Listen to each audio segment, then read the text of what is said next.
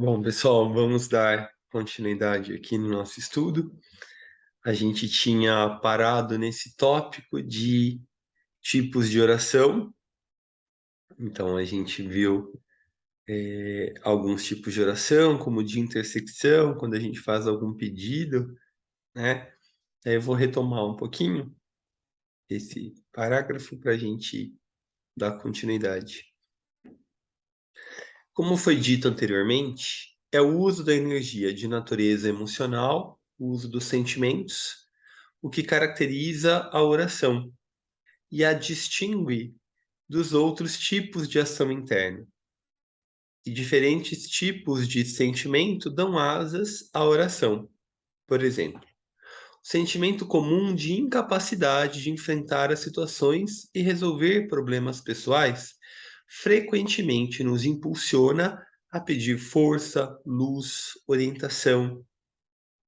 A compaixão que surge da percepção do mar de sofrimento que engolfa a humanidade, seja ele físico, emocional ou mental, impele o trabalho interno da oração de intercessão e também ao serviço externo.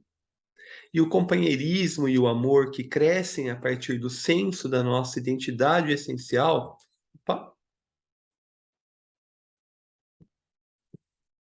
também nos incita a orar, tanto por aqueles com quem sentimos uma afinidade especial, quanto por todos os nossos irmãos seres humanos, com os quais compartilhamos uma origem, uma natureza e um objetivo comuns.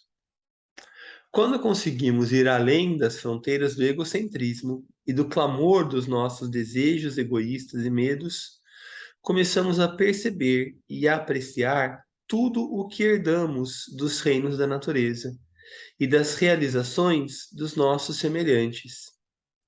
Essa apreciação da beleza e da maravilha do mundo ao nosso redor, assim como a magnificência que vislumbramos no universo, produzem um sentimento de reverência da mais elevada ordem. Poderíamos chamá-lo de admiração jubilosa da vida ou realidade desconhecida, que criou e impele o universo e todas as suas partes componentes, incluindo nós mesmos e cada ínfima unidade, em direção a um objetivo misterioso e magnífico. Esse sentimento é inerente em todos nós e, quando liberado para uma livre expressão, conduz à nossa cooperação, perdão, com a realidade suprema e com todas as coisas vivas. Essa consciência de um relacionamento maior é alcançada não apenas por pessoas religiosas ou de inclinação mística. Muitos artistas, cientistas, filantropos e homens e mulheres que não têm uma crença religiosa específica sentiram e expressaram isso de várias maneiras. Uma ilustração significativa vem do filósofo Immanuel Kant, que tinha uma das mentes mais aguçadas e cuja obra foi um marco no pensamento, no desenvolvimento do pensamento humano moderno. Ele dizia: duas coisas me preenchem com admiração e veneração sempre renovada e crescente. Quanto mais longa e frequentemente reflito sobre elas, o céu estrelado acima de mim e as leis morais dentro de mim. Não tenho necessidade de buscá-las ou de supor que elas existem. Vejo-as diante de mim e imediatamente as relaciono com a consciência da minha existência. A primeira começa no lugar que ocupo no mundo externo e amplio minha conexão com ela numa ilimitada grandiosidade de mundos e mundos, de sistemas, nos tempos ilimitados de seus movimentos periódicos, seus inícios e suas durações. E as leis morais dentro de mim, né? A segunda começa no meu invisível eu, em minha personalidade. e me coloca num mundo que é verdadeiramente infinito, mas no qual apenas o intelecto pode penetrar, e no qual me reconheço numa conexão universal e necessária. A primeira imagem de um incontável número de mundos anula minha importância como criatura animal, que deve devolver ao planeta, um mero ponto no universo, a matéria do qual foi formada. Depois de, por um curto período, ter sido dotada, não se sabe como, de energia vital. A segunda imagem, por sua vez, aumenta infinitamente meu valor como intelecto, no qual a lei moral manifesta uma vida independente da natureza animal e também de todo o mundo visível, como se pode inferir de fato de que esta minha existência é determinada por propósitos não restritos às condições e limitações dessa vida, mas que se estendem ao infinito. Esse trecho foi retirado da obra Crítica da Razão Prática, a conclusão. Vou ler mais um pedacinho, tá? Resumindo, a oração constitui a abordagem pelo coração, à realidade superior e aos seres superiores. É uma abordagem vital e direta que deveria ser compreendida e praticada, especialmente por aqueles para quem a abordagem mental, ou seja, a concentração e a meditação, é o método preferido.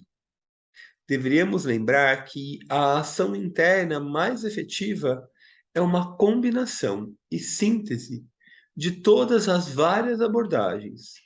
Mas antes de sermos capazes de fazer isso, os modos e métodos de cada abordagem deveriam ser conhecidos e experimentados, mais ou menos separadamente.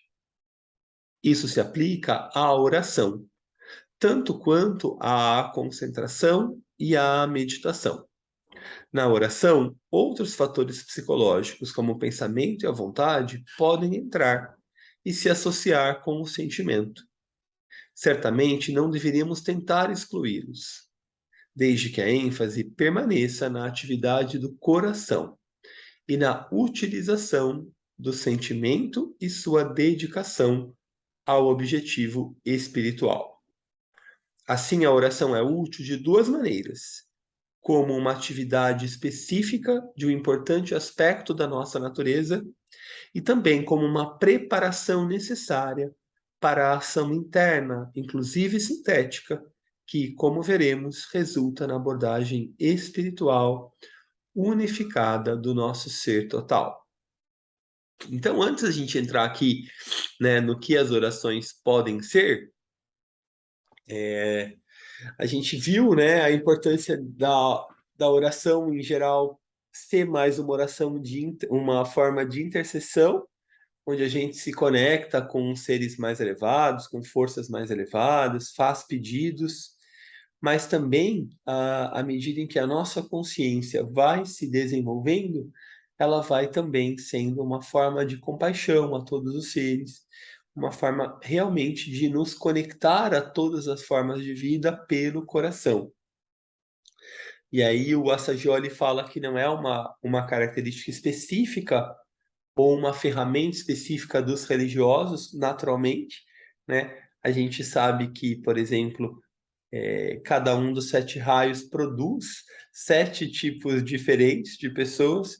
Então, a oração é uma forma mais específica do sexto raio, que é o raio da devoção, mas também os artistas podem se expressar através do coração. O próprio filósofo, né, Immanuel Kant, trouxe um olhar amplo, uma abordagem do coração como uma oração, só que no campo também filosófico.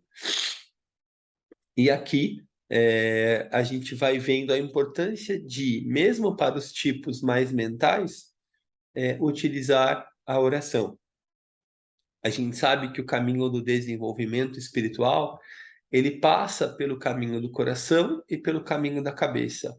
Então, a oração, ela é característica do caminho do coração, assim como a meditação é característica do caminho da cabeça.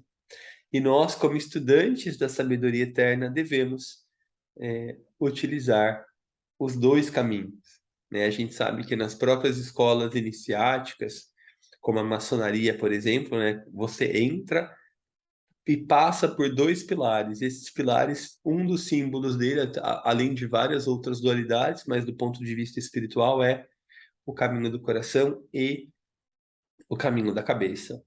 Então, só para a gente ter sempre em mente, né, a importância desses dois caminhos. Tudo bem até aqui? Algum comentário, alguma pergunta, alguma partilha? Tudo bem. Então tá bom. As orações podem ser classificadas como orações espontâneas, de acordo com a inspiração do momento, orações formuladas pela própria pessoa, de acordo com o propósito e a necessidade individual, e orações já existentes, usadas nas diferentes religiões e movimentos espirituais, ou escritas para propósitos especiais. Tudo bem a diferença entre essas três?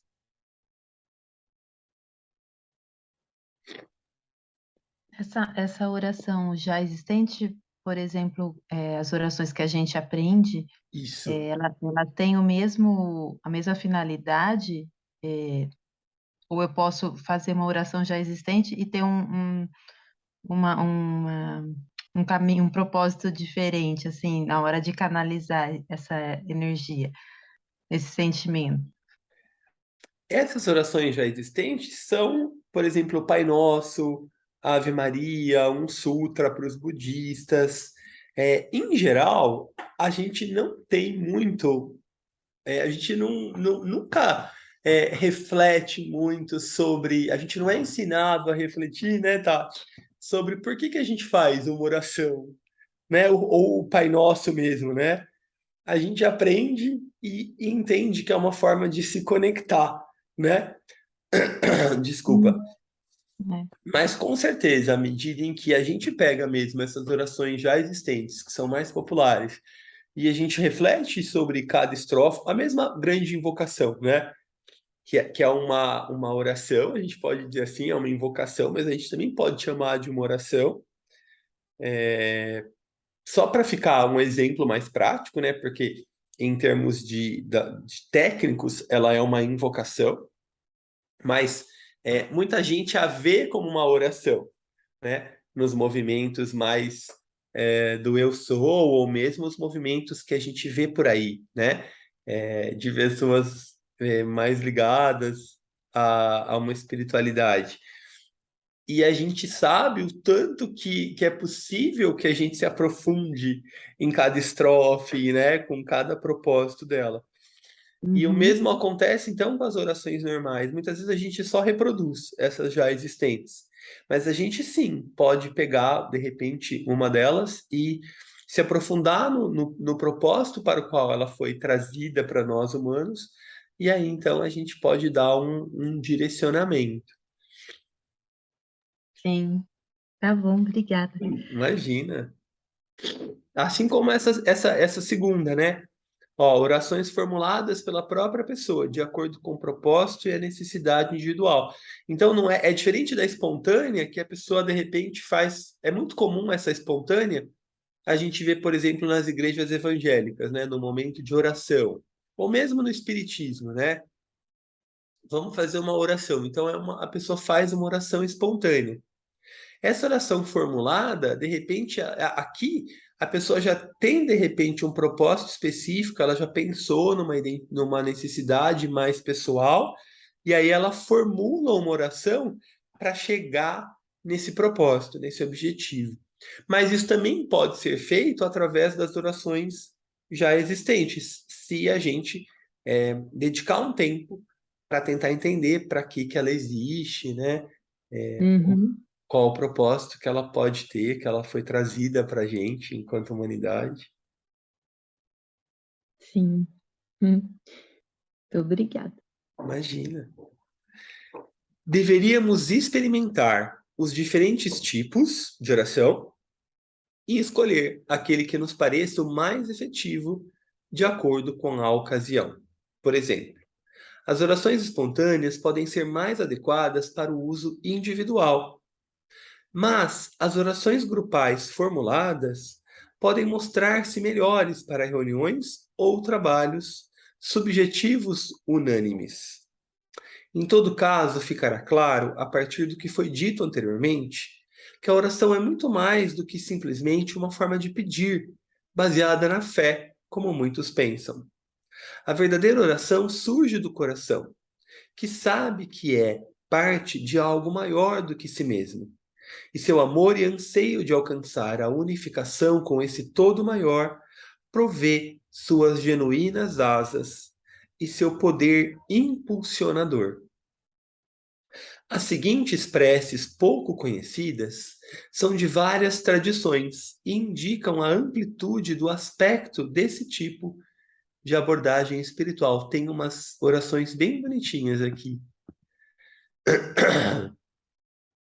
Senhor, dá-nos a graça de desejar-te com todo o nosso coração, para que assim desejando, possamos buscar, e buscando, encontrar-te, e assim, te encontrando, possamos te amar, e te amando, possamos odiar aqueles pecados dos quais nos redimiste. É uma pequena oração que foi formulada por Santo Anselmo. Essa eu gosto bastante também. Senhor, sede benevolente conosco. Em tudo que ouvimos ou vemos, em tudo que dizemos ou fazemos, sede benevolente conosco. Peço perdão do grande Senhor. Peço perdão ao amanhecer, quando todo pecador se volta para ele. Agora e para sempre, peço o perdão de Deus. Livrai-nos de nossos pecados, guardai nossos filhos e protegei nossos amigos mais fracos. Prece beduína do anoitecer. Então são tradições diferentes, né? Santo Antelmo da tradição cristã, a prece beduína da tradição islâmica, e agora uma prece do Sri Shankacharya, que é um sábio hinduísta, né? Das tradições indianas. Ó tu, Senhor que tudo permeia, remove meu egoísmo e acalma minha mente. Retira de mim a ilusão do mundo, aumenta meu amor por todos os seres e me salva do oceano da existência mundana. E aqui também do Tagore, né, que a professora Lucilena Galvão cita bastante, e é um filósofo também oriental que a gente gosta muito. Ó artesão do universo, rogamos que deixes o irresistível fluxo da tua energia universal vir como o impetuoso vento sul da primavera, que ele venha passando sobre o vasto campo da vida do homem, que ele traga o aroma das muitas flores e os murmúrios das muitas florestas, que ele torne doce e ressoante a inércia de nossa ressecada alma, que nossos poderes recém-despertos clamem por ilimitada realização, como folhas, flores e frutos. E tem ainda, né? Esse aqui eu acho lindo também. É uma oração que foi encontrada nas ruínas da igreja de São Stefano, em Walbrook, em Londres. Ó Deus, torne a porta dessa casa suficientemente ampla para receber todos os que precisam de amor e companheirismo humanos, e suficientemente estreita para excluir toda inveja, orgulho e discórdia. Torna sua soleira suficientemente lisa para não ser obstrutora a crianças nem a pés errantes, mas suficientemente áspera e forte para repelir os poderes do tentador. Torna a porta dessa casa o porão para o teu reino eterno. Lindo, né? Super linda. Lindo demais. Nossa. Uhum.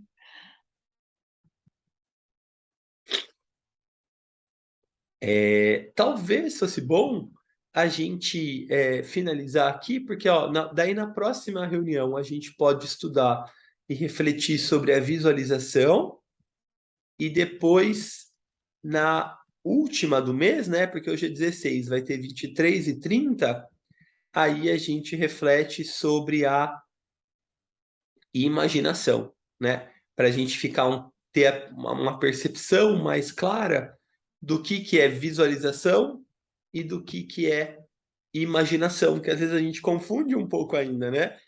E são conceitos muito importantes no trabalho meditativo. Pode ser assim? Pode sim. E como é que vocês estão? O que está presente? Como é que tá esse tema da oração sob uma nova ótica? Como que a gente tá, como aqui a gente está vendo? Tem alguma partilha, alguma dúvida,